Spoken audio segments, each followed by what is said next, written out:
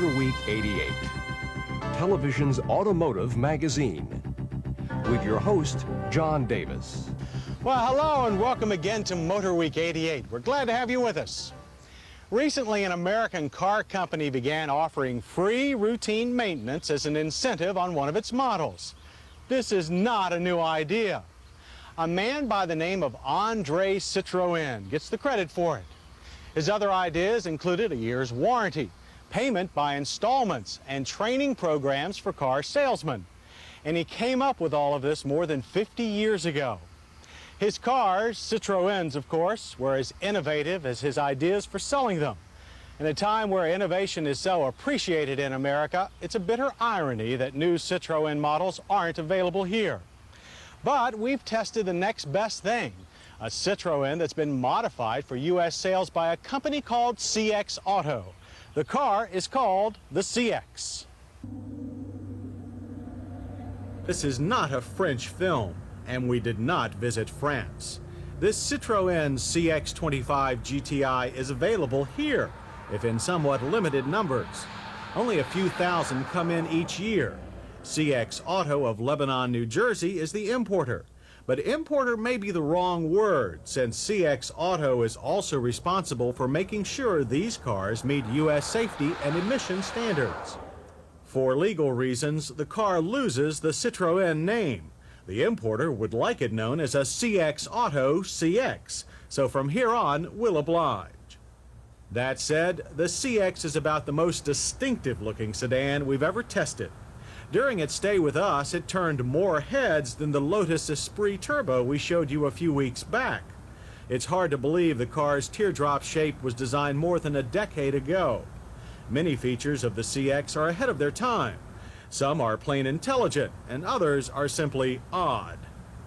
As for intelligent, the CX has a very long wheelbase for its length. Notice how little metal hangs beyond the front or rear wheels. This makes for a very roomy interior. Even our tallest drivers didn't complain about head or leg room in either the back or front seat. Speaking of which, the seats are also big and comfortable like beanbag chairs of the 70s, which means they are also short on support for the lower back. Adjustment is fully manual and gimmick-free. Major controls are located on pods at a finger reach from the steering wheel. The lights and turn signals are on the left, and they work with this rocker switch. It's tough to get used to, but after a few miles of spirited lane changing, you'll be converted. The horn and wipers are on the opposite side. The rocker switch here works the washers and intermittent wiper. The CX's heat and air conditioning controls will send you searching for the owner's manual. While not too easy to understand immediately, the system also works well once you do get the hang of it. The radio is one of those oddities we were talking about. It's between the seats and sideways, so you either have to memorize the location of the buttons and work by feel, or only operate the radio at stoplights. The speedometer and tach are large enough, and the unique one-spoke steering wheel ensures they're never blocked. The two smaller gauges are for fuel and oil level. The latter works only before the engine runs, and is a special French car curiosity we've seen before on Renaults. The 5-speed shifter in our GTI model had long throws. It did always go where it was pushed, despite the feeling it was attached to miles of linkage. A 3-speed automatic is available. We tried one in another CX variation, the Prestige. The Prestige is pretty much the same car with 10 extra inches of space between the wheels, so there's enough extra room back here for an MBA center or two. As for luggage room, there's plenty provided your luggage is low or lays flat. The trunk opening is awfully small. If you really need more room, a CX Estate wagon is also offered.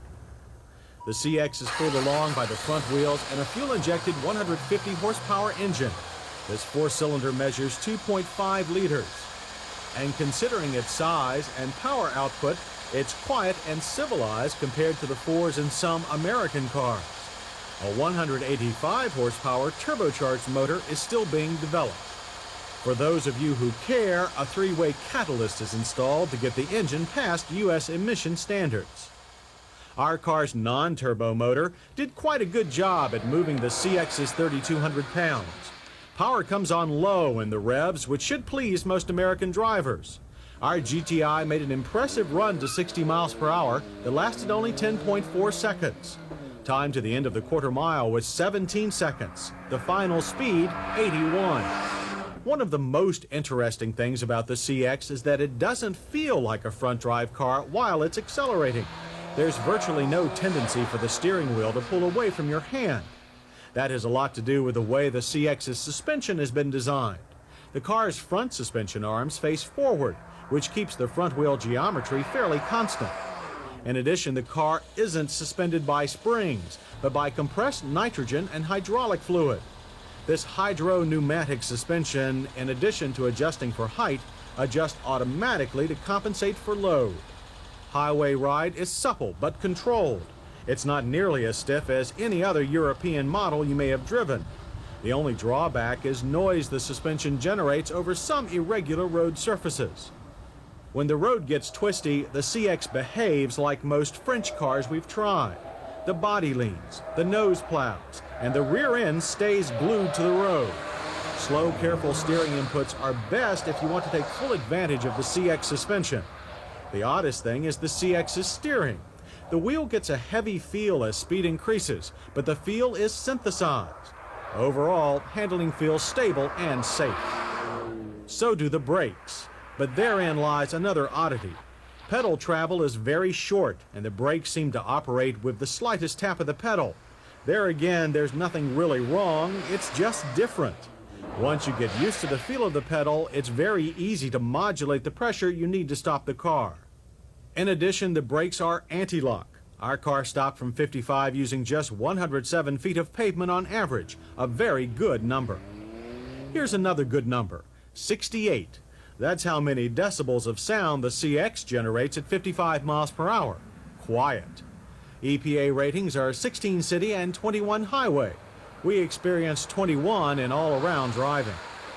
Now to a number you may be less happy with, $29,800, the GTI's base price. Our car came to $33,430. But then buyers should know that they have a unique prestige machine with a limited number of copies.